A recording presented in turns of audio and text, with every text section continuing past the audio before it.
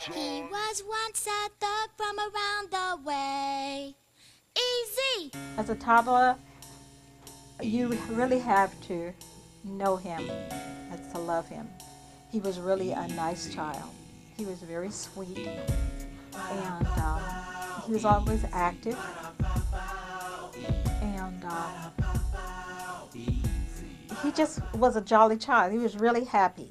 Well, you know, one thing, I never really thought that it would go this far, but he always, you know, wanted to do something great. You are now about to witness the strength of street knowledge. We interrupt this concert to bring you a special bulletin. Eazy-E is now a fugitive wanted by the local authorities. Eazy-E, Eazy-E, we have to build this around. There is no escape. I repeat, there is no escape. Bring your flag out.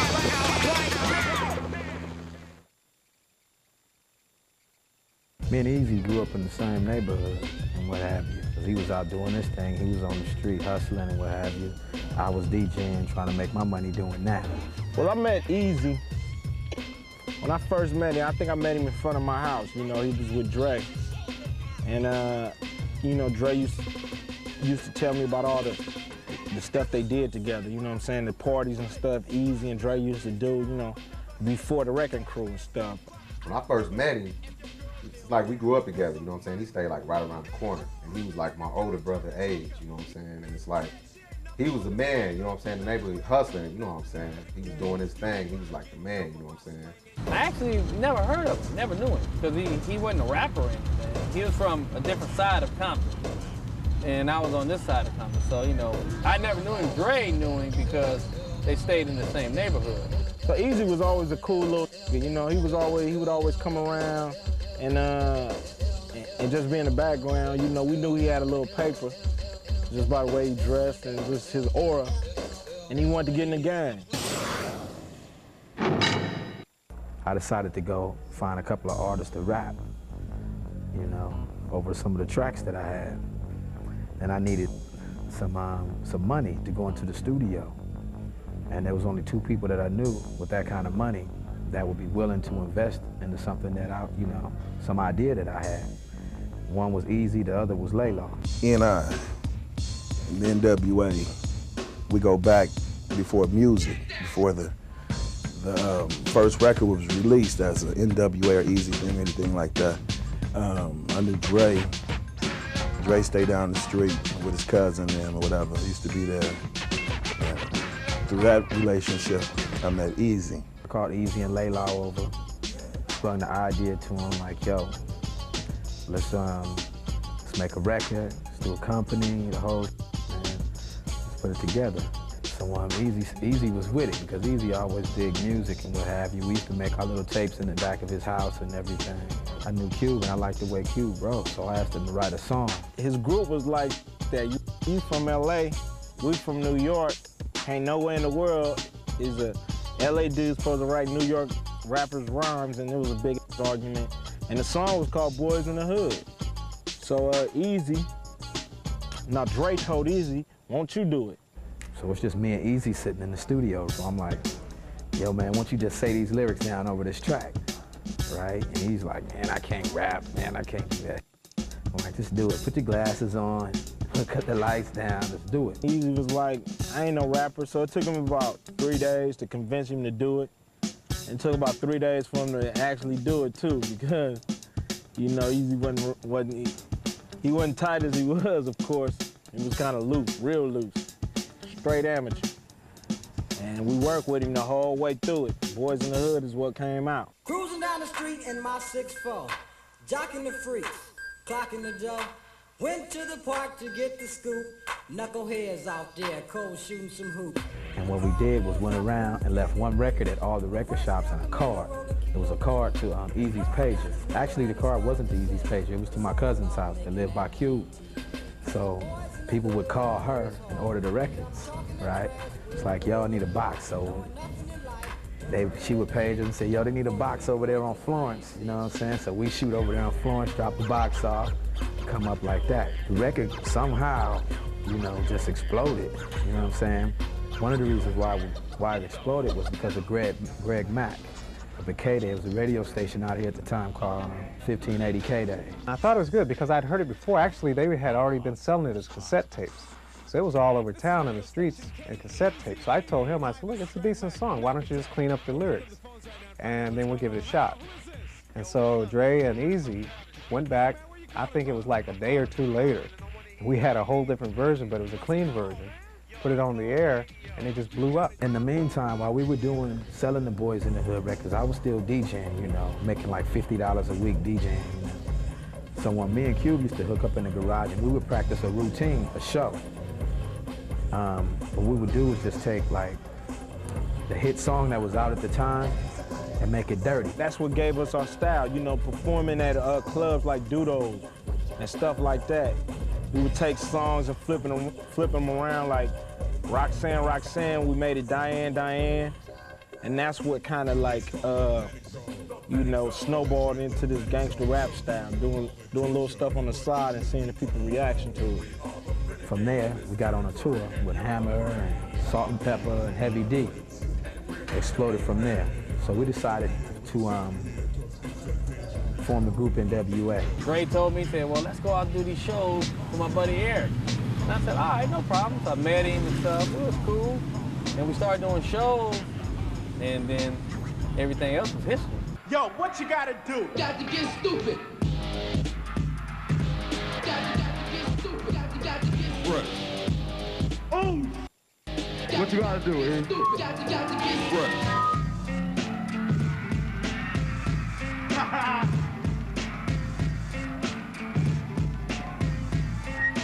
got to get Right. Yeah! Make some noise for Eazy, motherfucking E. Compton's in the house.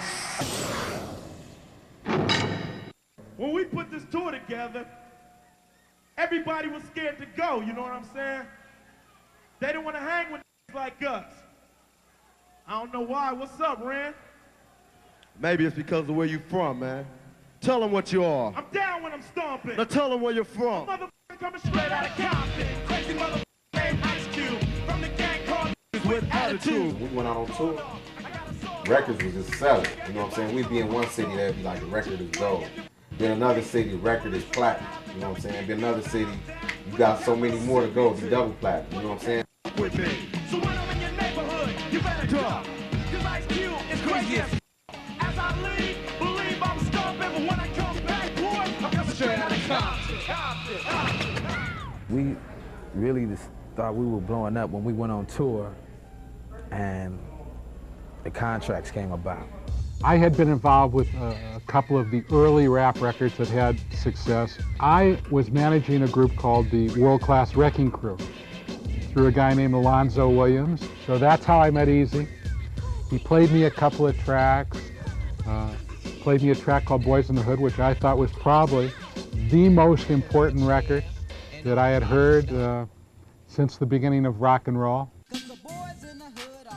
The all-star group is all of us, me, Dre, Ren, Ice Cube, and mine is me, solo.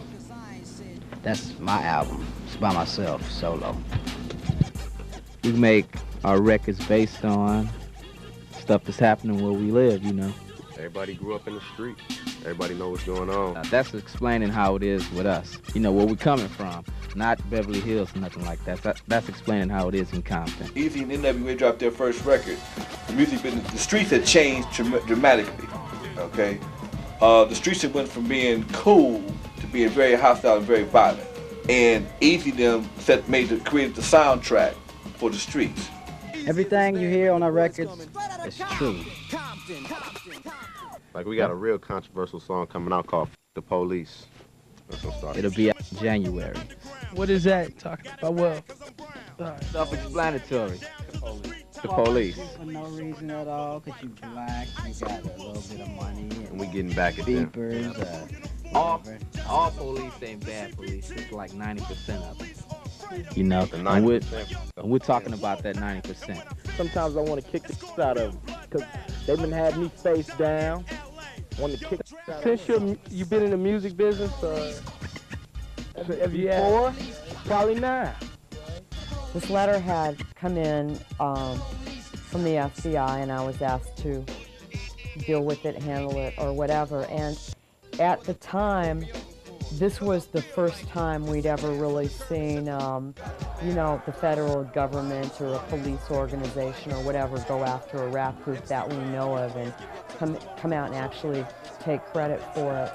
The federal government is not supposed to intimidate, suppress, or in any manner stop the dissemination of constitutionally protected material. And if anything ever was in the history of rap music constitutionally protected, it had to have been the song The Police. I later asked Eric about it, and he just thought it was hysterical. He thought this stuff was like funny. I think he was amused that people thought it was so important what he did and what he thought. I think that amused him. He was terribly amused. He had dinner with the president. He just thought it was the most funny thing in the world that he got to have dinner with the president. No, I wouldn't know I was having lunch with Bush. It was that I'm on these things called Athletes and Entertainers for Kids, Make-A-Wish Foundation. I give a lot of donations to different organizations. So what they did is they picked my name off giving donations, and they sent me an invitation to come down there. An invitation said, we want to invite you to the Republicans Party. I'm not no Republican, you know. So I went down there. When we went down there, as soon as I got off the plane, you had CBS, CNN, and all these people like Eazy-E, gang member, drug dealer, and all this, you know, comes down here to the president's luncheon and all that, you know. And they just blew it up. Basically, what I did is I paid $1,500 for $1 million worth of press. Above all, Eazy was the consummate businessman. He understood power, he understood marketing, he understood control. He was very Machiavellian. You know, for Ruthless, in the early days, Ice Cube verbalized, Dre musicalized, Eazy conceptualized, and I financialized, and that's what Ruthless was. If anyone thinks that someone beside Eazy-E ran that company, then it was someone that really didn't know Eazy-E. I learned a lot from Eazy-E. I learned a lot about business. I learned a lot about, you know, you don't have to transform yourself to be a good businessman. You don't have to put on three-piece suits. And you can just kind of like be yourself. You could be young, hungry, and successful, you know, and I mean, that's what I learned from him, you know, and I still use some of the things that I learned from his business, you know, practices to this day. Eazy had a concept, or the concept evolved at Ruthless, which I thought was a terrific concept. We took all the best people, they worked on a record, we finished the record, we put the record out, and we started on the next record. So we did Straight Outta Compton, we did Eazy Does It. When we're done with that, we did Michelet's record, we did DOC's record. So you had the single most talented person in the history of rap music, Andre Young, doing the producing. And you know, we had all the best guys doing the writing, Doc and Cube and Eazy. And I'll tell you something, only later on, after Dre left, did we get away from those principles that made us so successful. We met back in 1990 originally. Just based off an image, I thought he would be kind of disrespectful and not really have too much to talk about, and that we wouldn't have anything in common. And I was impressed in terms of he did have stuff to talk about. He was more soft-spoken and was a lot different than what I expected. He was the opposite. Eazy was like a child himself when he was around the children. And it was really neat to see how his eyes would light up and to see his compassion and his tenderness when he was working with a child who perhaps was catastrophically ill, or another child who was homeless or abandoned, and the interaction. The thing that struck me was that he obviously did this because he really loved doing it. I think that was one of the things that I admired most, is that he was really interested in doing it because he wanted to. The biggest thing that people thought about Eazy-E was they thought he was just rough, tough, you know, didn't care about nothing. He probably was one of the nicest people you ever would have known if you known him for real. Not as Eazy, but as Eric Wright. He has this hard image to uphold, but in terms of that, there's two sides to everybody. There's good and bad, there's hard and soft. So he was a well-rounded person. It wasn't just this hardcore, I don't give a F about anything. It was, you know, there's a person. A hardcore rapper who celebrates sex, crime, and violence in his music is in a hospital tonight with AIDS. He says he has no idea how he got the fatal disease. You know, like a month and a half before he got sick, and I'm kind of thinking New York is where he got sick because what happened, I was in the club. The club was called The Tunnel. That's near the river. Man, it was so cold. I'd never been that cold in my life, and the cabs wasn't stopping for no. So I stood outside for about 20 minutes, man, till my eyeballs was freezing. I went inside. He took off walking by himself, and I just know that's where he got sick. I thought it was a serious problem then the first time when he went to the hospital, but then shortly thereafter when he wasn't getting better, maybe about a week later, and we went back and they started running a lot of tests, and definitely when I got the call with the diagnosis, that's when I knew it was serious. I went to the hospital and I went into Eric's room and I think Tamika was in, and Eric wanted to talk to me. He said, "Mom, I have something to tell you." And I said, "Well, tell me then." He said, the doctor said I had something like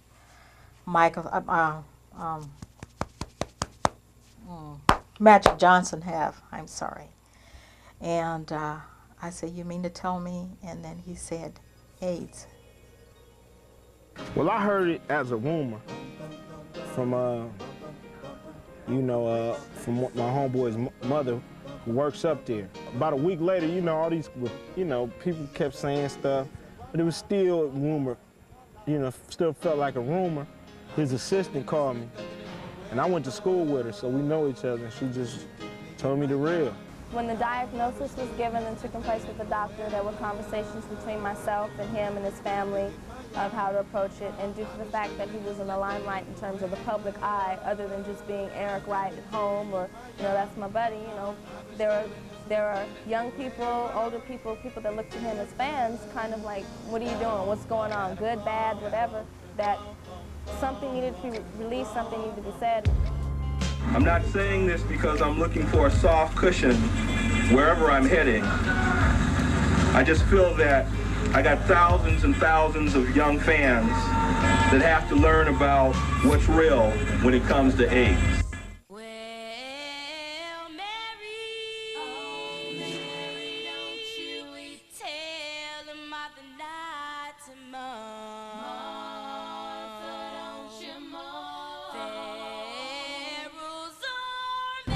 I think Eazy's death changed not only me, but so many people in the community, black community, whatever community, in the ghetto rather, about AIDS, and letting you know that not just the people way up here can get it, but the people down in the streets can also get it.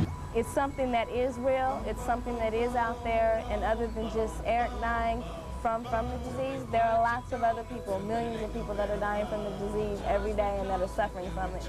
I always knew that was some not to with, and I always knew, even in my young stupid days, when I was a youngster, I took pride in strapping it on, you know what I'm saying? And, Eazy-E was a little more free with himself than that, you know what I'm saying? He said live it to the fullest, and that's what he did, so I couldn't really shed no tears for Eazy because he's he done lived life to the fullest, you know what I'm saying? He's done been on the bottom all the way up to the top. He lived it how he wanted to. This year is its 10th year anniversary, and letting people know what the company stood for, bringing it in a more positive light to show that it was more than a glorified production company, that it was a label that it broke and made its mark as a gangster rap label, but it's a bona fide label that had R&B, that had other rap acts, that is here to service. It is still that open door opportunity for a lot of urban people and young people that want to get into the industry. It's here. It's been here 10 years. It's a life. It was an idea, and it's a dream that came true, and it's still living, and it's still alive. He put some life back into the rap game, you know what I'm saying, when he came through the police all the way to putting us in the game, you know what I'm saying. He kept the eras going about the game. It ain't easy, it's work. He taught us how to handle the work, you know what I'm saying, how to watch out for the shiestiness and just how to be humble. It's plain and simple. If Eazy-E, you know what I'm saying, wouldn't have been there for us, we wouldn't be here right now. You know what I'm saying, he gave us our chance, you know what I'm saying? Just like we've been saying, he gave us our walking shoes, we ran with them. You know what I'm saying, point blank. Much love, Eazy-E, rest in peace.